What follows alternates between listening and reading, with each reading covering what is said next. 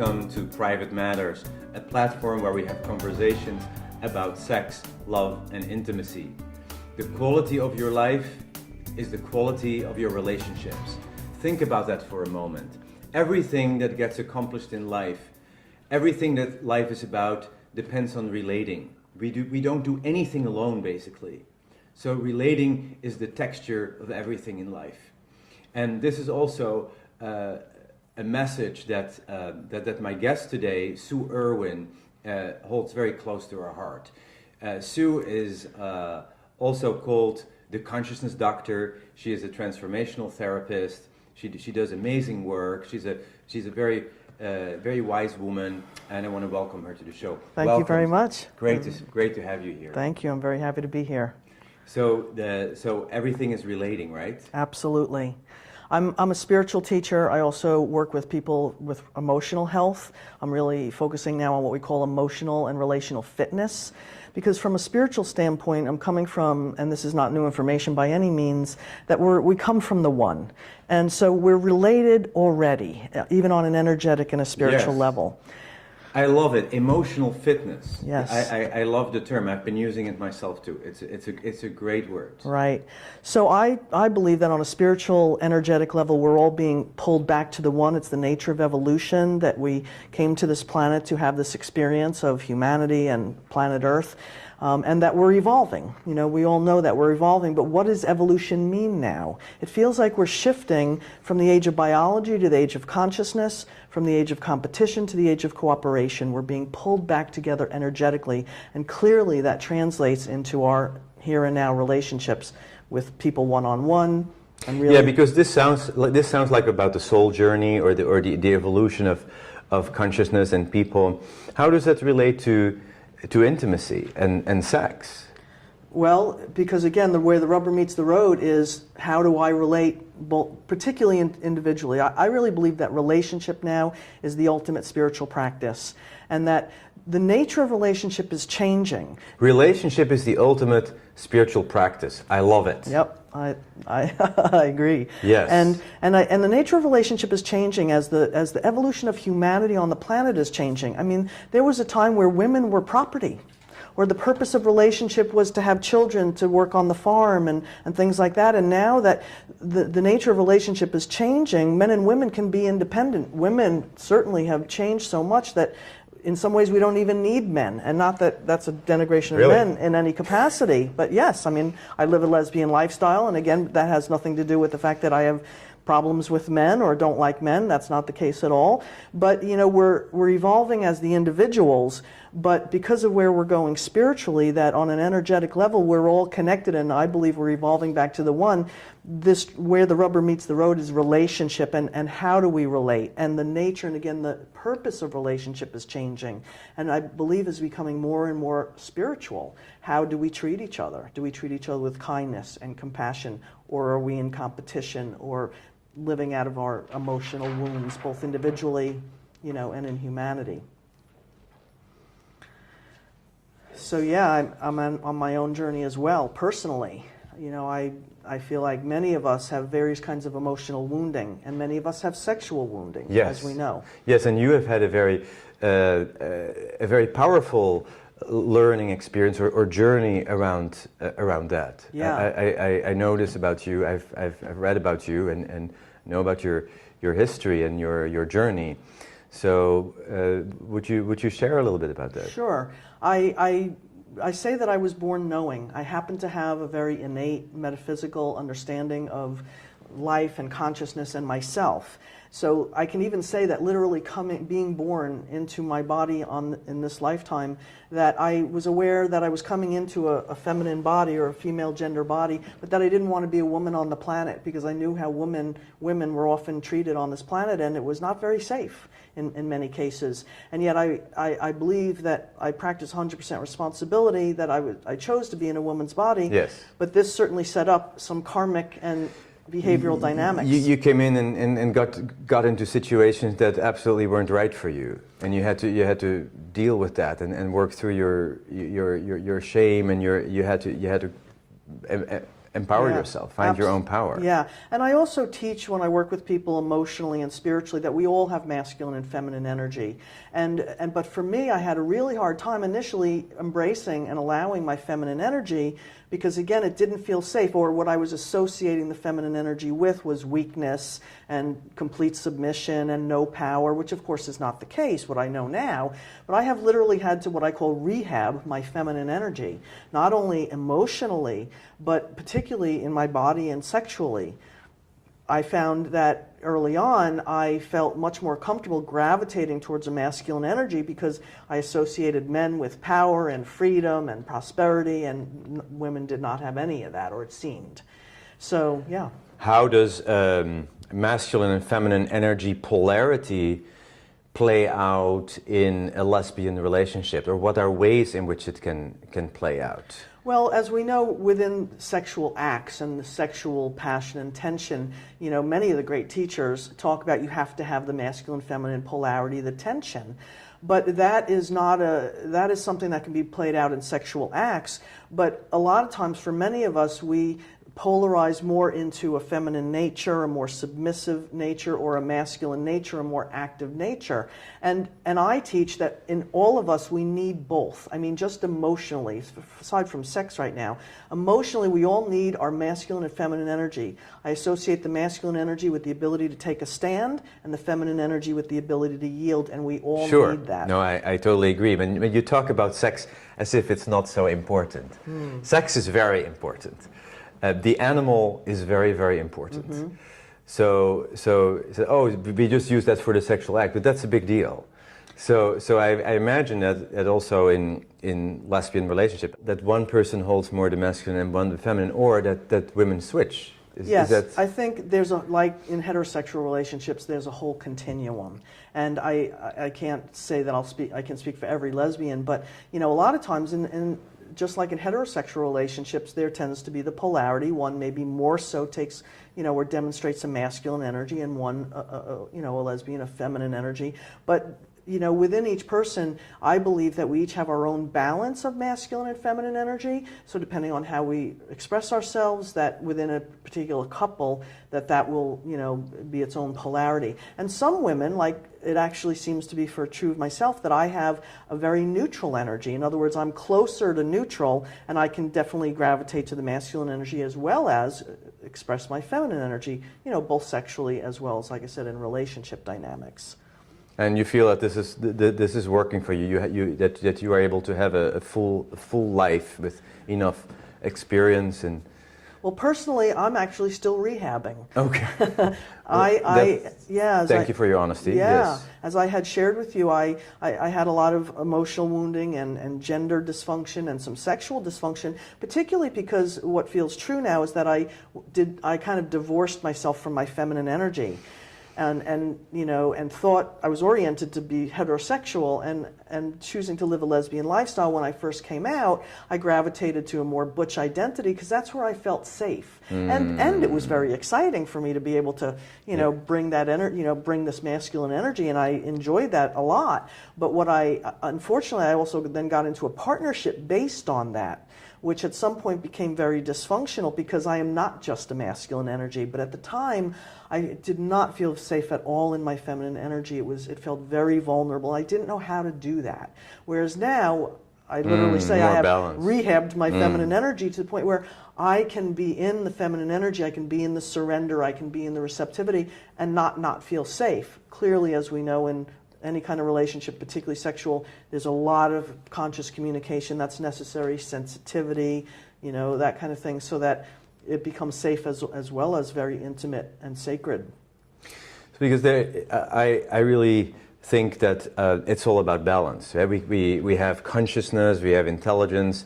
We think that the soul is really important. I was speaking to a friend in the last few days who was suffering. She's a very conscious woman. She's also a lesbian. She's a very conscious woman, and she very successful.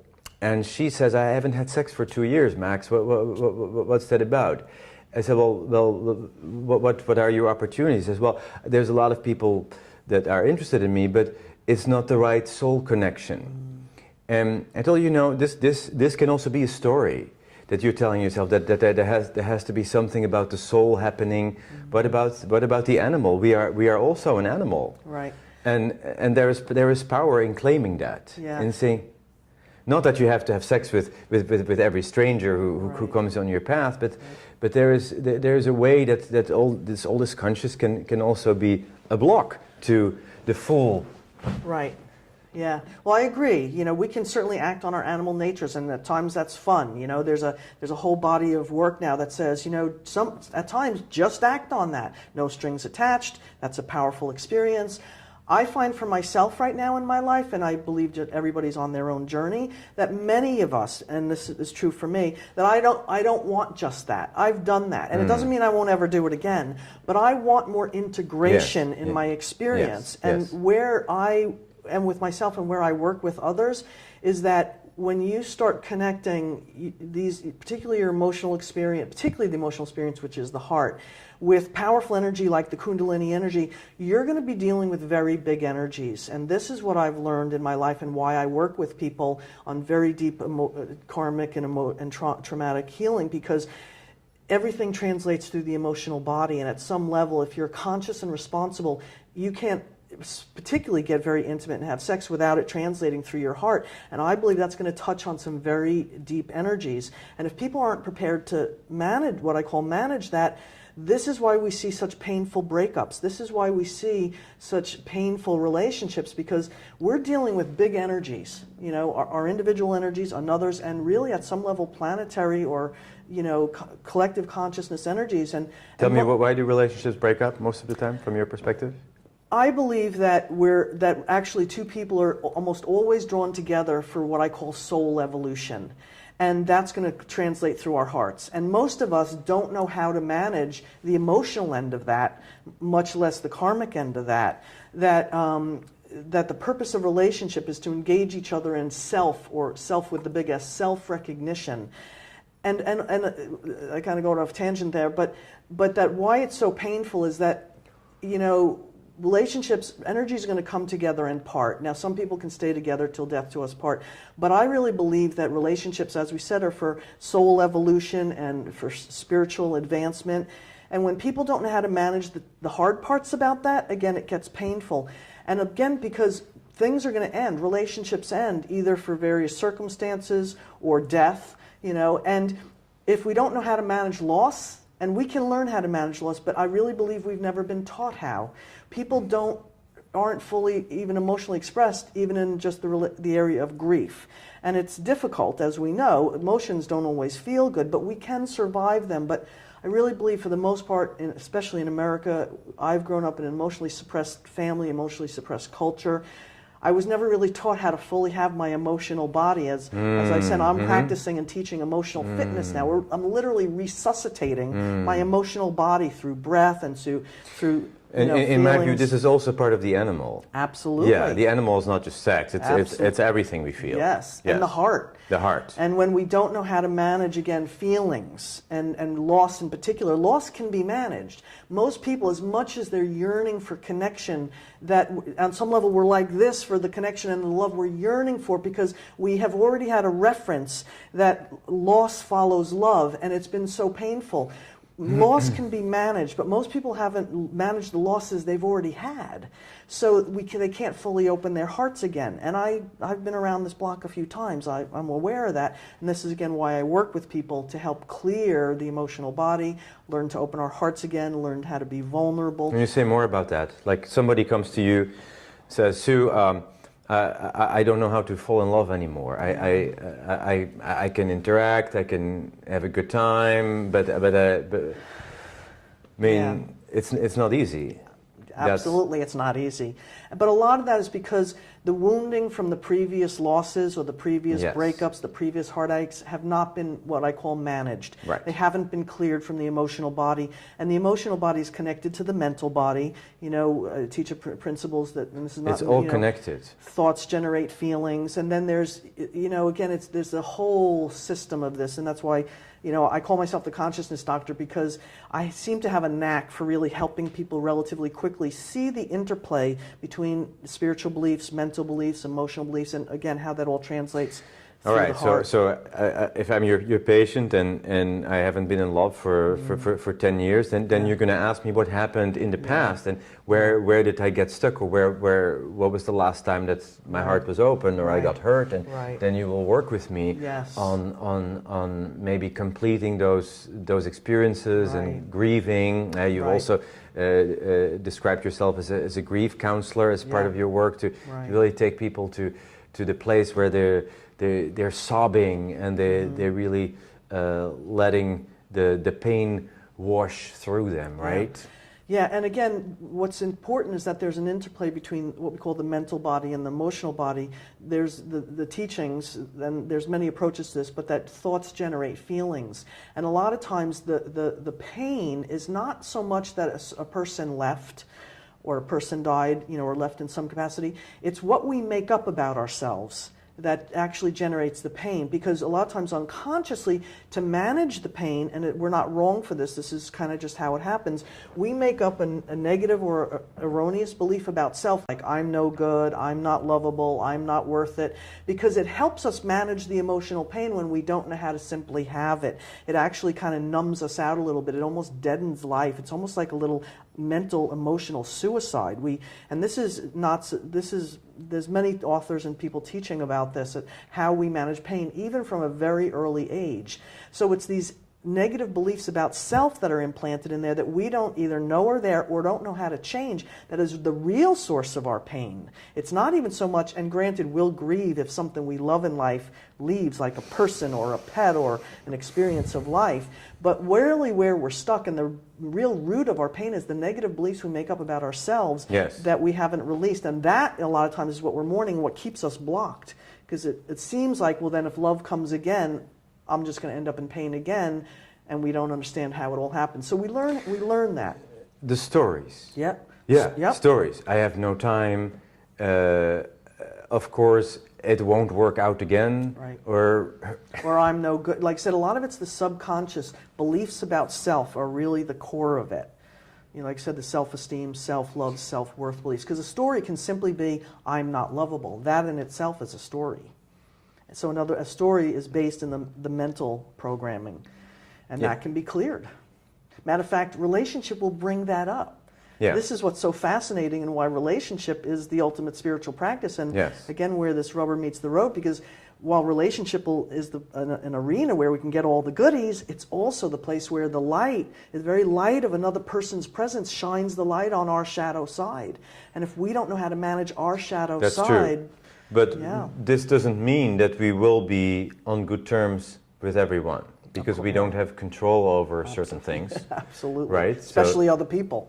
Especially other people. Right. And so there are situations in life where as hard as we work, as much as we try to be the best, our best, there are situations where we cannot win with somebody.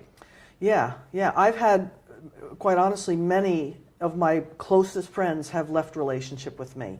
And I have done my grieving around that. At times I still grieve that. But I believe it's the consciousness that I hold and the light that I hold. I just have learned about myself. I activate people. And my light and my love will activate. Like I said, it's the nature of light and dark. It's the nature of the way the energy works. That the light and the love in any individual, when we come together, friendship, lovers, whatever, bosses, activates the shadow side in the other. And if we don't individually know how to practice what we call emotional responsibility and manage that, we get into these tensions, and but the more that we learn, many of these practices, nonviolent communication, a lot of these practices are teaching us now how to take responsibility and how to approach each other with more sensitivity, more patience, more consciousness. Really the practices of intimacy and vulnerability that I know a lot of your guests speak to. Gosh, I love how clear and how grounded you are. Thank you. Yeah, and you're really passionate about what you do. Yeah. Are you? Where's your work going? And what are the kind of clients you are looking for at this time? Well, I work with just about anybody, usually more spiritually oriented people, but a lot of people show up in my work. People show up on my couch or in my programs because they're in pain. And usually, again, that shows up because they're in pain about where they're going in their own lives, actualizing their career, but again, a lot of times, particularly relationship. I work with couples.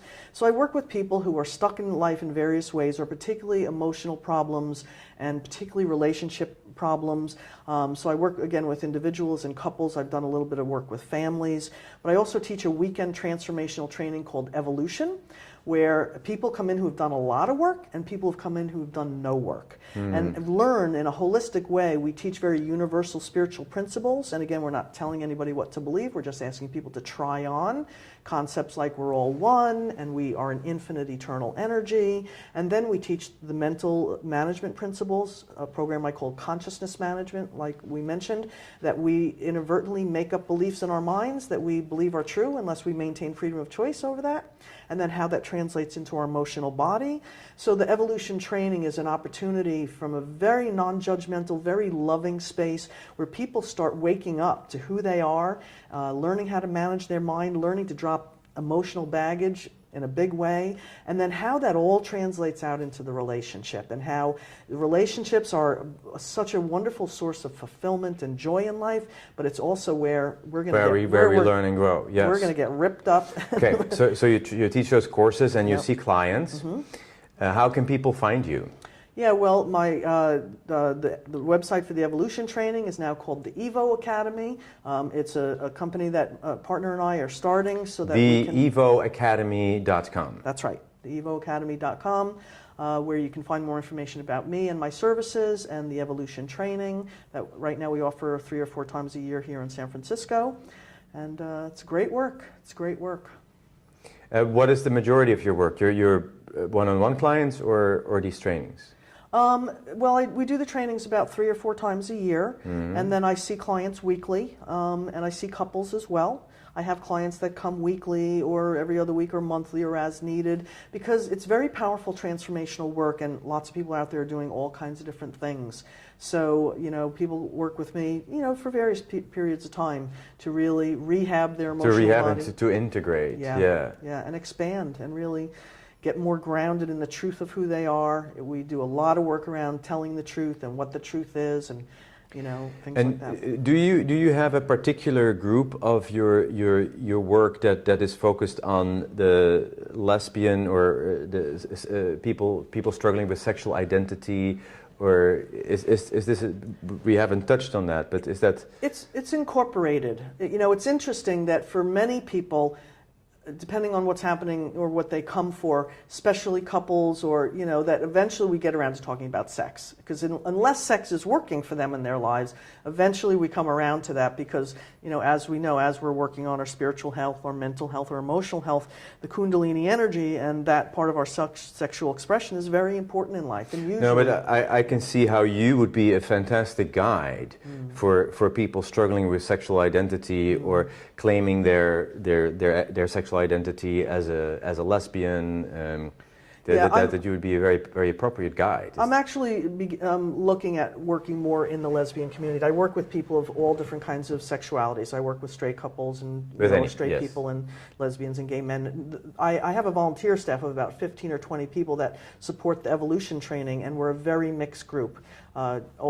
Older, younger, gay, straight, a very wonderful mixed population. Yeah, it's great. Well, this has been a great exchange. Thank you for appearing on Private Matters and for letting your light shine in the world and for reaching many people and transforming their lives. Thank you. As the consciousness doctor, Sue Irwin. Thank you so much. It's been a great pleasure. This was Private Matters, where we have conversations about sex, love, and intimacy. See you next time. See you soon. Thank you for watching.